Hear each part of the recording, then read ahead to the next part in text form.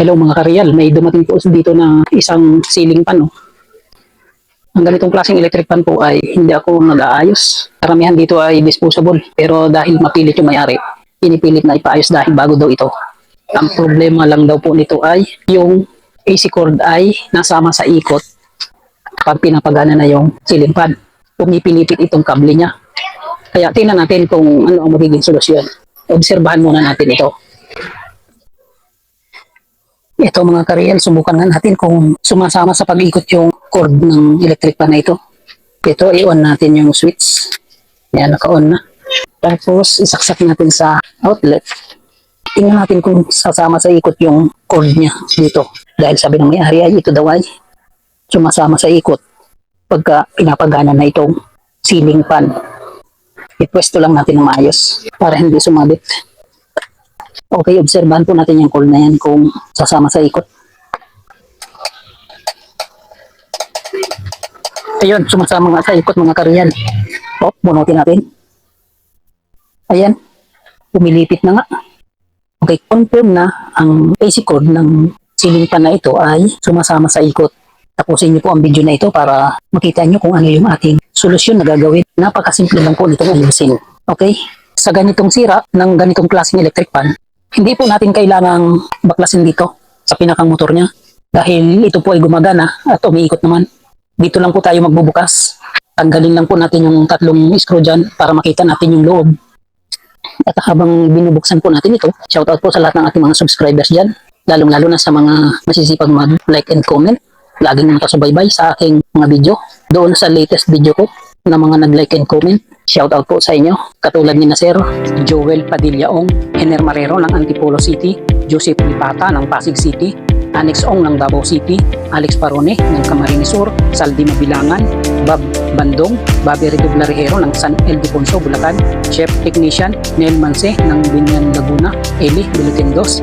Ganun din po sa lahat ng aking mga silent viewers dyan. Alam ko po na nanonood kayo kahit hindi kayo nagko-comment. Maraming salamat din po sa inyo. Mega shoutout po sa inyo lahat. Okay, ito na po mga kareal, natanggalan natin yung takip. At ito yung cable niya or AC cord. Sumasama po isa sa ikot. Dapat hindi po yan sumama. Dapat naka-steady lang po yan. At ang umiikot lang po ay itong mga LC. Ang pinakang rotor po ay hindi sasama sa pag-ikot. Doon po nakakabit itong plastic bar na ito. Dapat naka-steady lang po ito. Paano mapa-steady itong plastic bar na ito na kung saan ay nasa ilalim yung rotor? Ang iikot lamang po dyan ay yung stator kasama ang LC. Ang iikot ito, sasama din sa ikot yung AC cord. Kaya kailangan na gawa natin ng paraan para ito ay mag-steady. Paano? Nakikita nyo yan, may spring dyan. Ito. Ayan. May purpose po yung spring na yan. Yan yung dulo na kung saan ay dito sinusuot. Ayan, napapansin nyo yan. Dapat dyan po nakashoot yan para umi-steady ito at hindi sumama sa ikot ng stator. Ganyan po.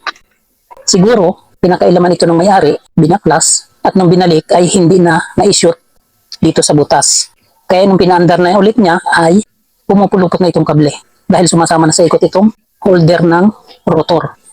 Anong gagawin? Ito lang po, isushoot lang po natin itong dulo ng spring dito. Yung butas na yan, ganyan. Madali lang mga kareal. Ayan o. Yun, makasuot na. Tapos, ganyan lang. Mapapansin ninyo na naka-steady na yun doon. Okay, mapapansin ninyo na naka-fix na yan dyan. Tapos, i-screw na po natin dito.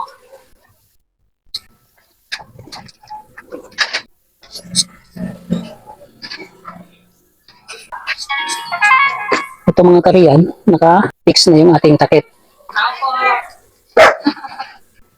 Ngayon, iti-testing natin ito.